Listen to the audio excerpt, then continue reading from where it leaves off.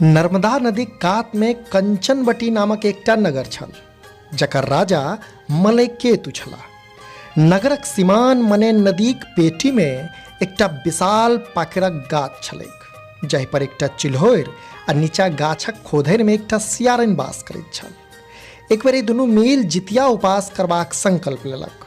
अब विधि विधान सब भगवान जिमुतवाहनक पूजा कऽ निर्जल उपास टेकलक।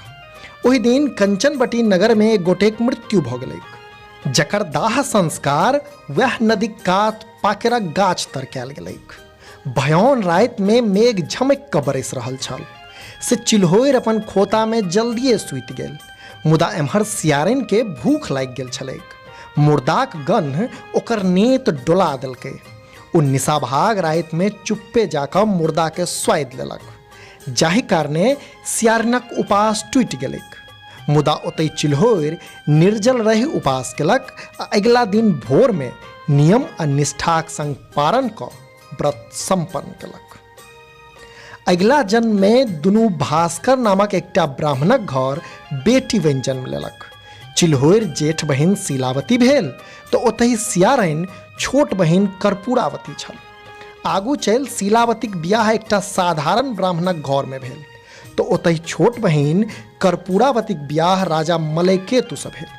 अब कर्पूरावती कंचनवटी नगरक रानी बनि गेल छलीह। समयक संग शीलावती के 7टा पुत्र भेलनि, मुदा एम्हर कर्पूरावतीक 100टा संतान जन्म लैते मरि जाइत छलैक।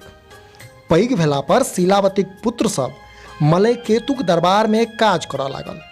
शीलावती के 7 गोट पुत्र देख कर्पूरावतीक मोन में ईर्ष्या आबि गेल आ ओ राजा सँ कहि 7 भाइयक मूड़ी काटि 7टा नव बासन में राखि लाल टुकड़ा सँ झाँपि शीलावतीक घर पठा देली। ई देख भगवान जिमुतवाहन 7 भाई के माटिक मूड़ी बना धौर सँ जोड़ि देलनि आ अमृत छीट 7 के जीवित कऽ देला।